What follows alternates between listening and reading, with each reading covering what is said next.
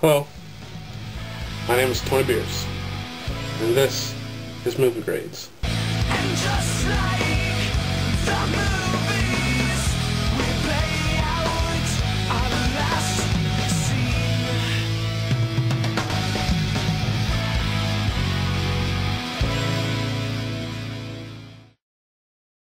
The movie I will review for you is Legion. Now, when I first heard about this movie, I was actually really excited because I thought it was going to be a movie adaptation of the comic book Legion of Superheroes, which later I found out I was very wrong. When I seen the trailers for the movie, I thought, hey, this looks pretty cool. It's got a spider granny that's attacking everyone. You know, this might be a cool horror movie. Basically, it's a zombie movie, but only with angels instead of zombies. You know, and you got your basic idea of a select group of people who board themselves in a building and is attacked by something and they have to survive, basically. As is the case in many zombie movies, which is a good concept. You know, it's an interesting take on that, on the zombie movie genre. So yeah, so I was interested in seeing this movie. As for the characters of this movie, I hated just about all of them. These are not very likable characters. You know, in a movie you want to root for at least a couple of these characters, and I didn't like any of them. They're all stereotypes, you know. You got the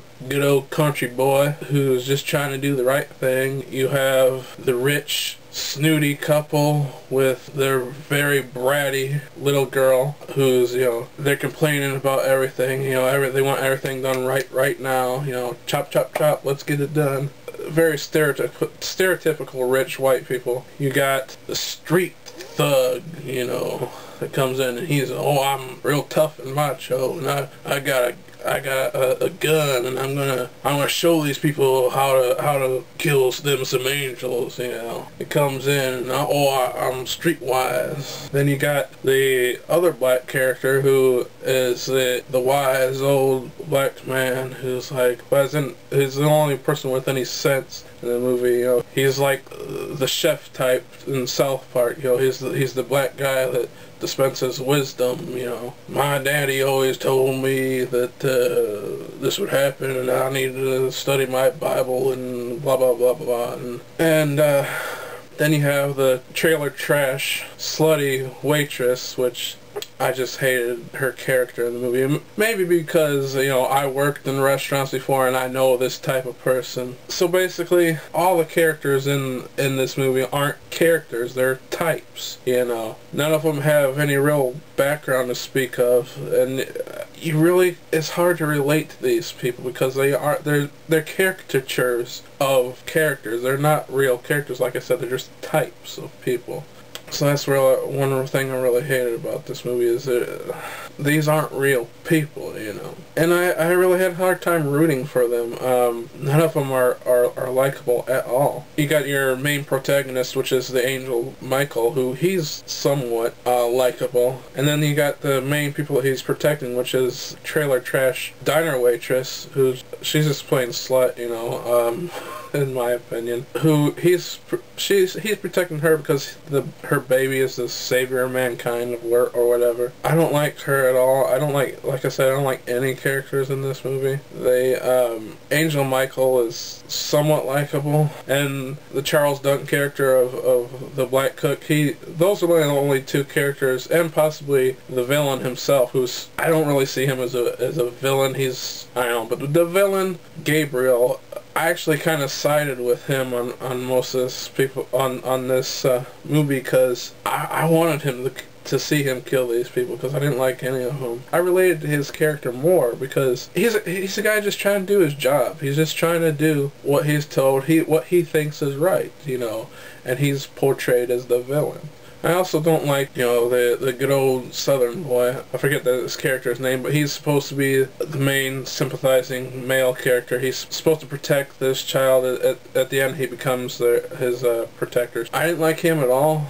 You know, you're supposed to identify with him, I suppose, and I didn't, because he seemed very stupid to me. Not stupid, I'm stupid, but stupid as in he don't see what's going on around him. Like, he loves this waitress. He loves her so much, he doesn't see her for what she really is, which is a slut, which that's in my opinion anyway. Are you blind? Are you this stupid? You know, this girl will never care for you the way you care for her. And that's even said in the movie, and I don't know, he just seems really stupid. Like, I know some guys can be stupid like that they can fall for girls that they know aren't any good for them. So I guess it's kind of realistic in that way. I don't see why he would go for this girl. I mean, sure, she's kind of hot, but she treats him like crap. She's pregnant by another man. This guy is trying to step up and be the man, but you could tell that she's just a slut. Like, the first man to come into the restaurant, she's flirting with him. But you can see that she's the type of girl that doesn't go for this type of guy. She's the type of guy that she goes for for the asshole.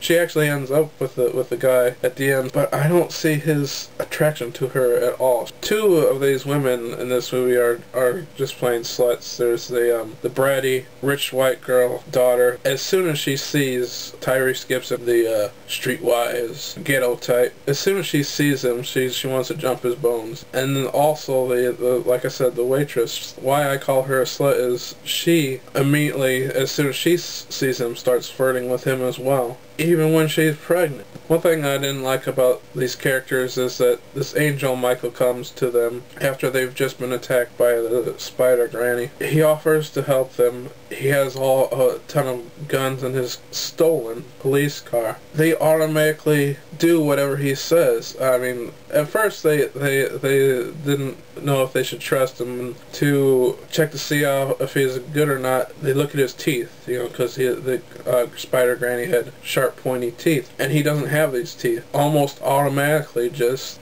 do whatever he says, and I was really surprised by this, that no one really questioned him. You know, he could just be some crazy guy with a bunch of guns. You know, they questioned him a little bit, but you know, I would automatically say to this guy, you know, we want some answers right now. Let's hear them. And he doesn't really give the answers right away. The answers he gives are quite vague. He basically just says, we gotta protect this child because it's the savior of mankind. And they go along with it, you know.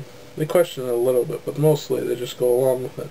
And they don't ask why or how or what is this child going to do that's going to save mankind or anything like this. Is this the second coming of Christ or what? And this movie never answers that question. I think it's trying to set up for a sequel or something, but no questions are really answered in this movie. One thing that did make sense is the angel Michael, in the very beginning of this movie, he cuts off his wings. It didn't make sense to me because I thought he could use his wings like to fight these other angels. I thought they would give him a little bit of an advantage. So he's at a very severe disadvantage without his wings. Later in this movie, he actually gets into a fight with Gabriel. Gabriel mentions this, you know, what his wings would have helped you now in this fight, because Gabriel often uses his wings as weapons. I guess they couldn't afford the special effects, so throughout the whole movie, so they saved it for the end. That's why you don't see him with his wings, but then it makes sense to me. Also, the message of this movie is not quite clear. Sometimes it seems a pro-religion movie, sometimes it seems like an anti-religion movie. Sometimes it even seems like a commercial against abortion, because there's one point in the movie the slutty waitress says that she was going to get an abortion, but she decided against it at the last minute for some reason. So that seems to be one of the messages in this movie, you know, don't have an abortion because your child might be the savior of mankind, you know. But this movie, I thought might have had some kind of meaning or message that it wanted to get across, and I thought, you know, with angels and God being the main topic of this movie, or the main focus, you'd think it'd have some kind of religious or philosophical message that it wanted to get across, and no, it doesn't. I thought it would have at least some little depth to it, and this movie's not deep at all. It's just a plain old horror slash action movie. It's the average, pretty much. That's what average is you're not failing, you're not overachieving, you're just right there in the middle. So that's my final grade on this movie, is a C minus, because it's slightly below average. It's definitely not above average. It's not a terrible movie, but it's not a great movie, so it's right there in the middle. Actually a little bit below the middle, like I said, a C minus. This movie does have some pretty decent action scenes, decent special effects, so I give it credit for that. Not terrible. It doesn't have terrible potty humor like Transformers Revenge of the Fallen had. It doesn't have goofy characters like G.I. Joe. That's it. It's right in the middle. It's neither good nor bad. It's a meh movie. It's a C minus. It's mediocre. It's average is the best word to describe this movie. So I'm Tony Beers, and I'll see you next time.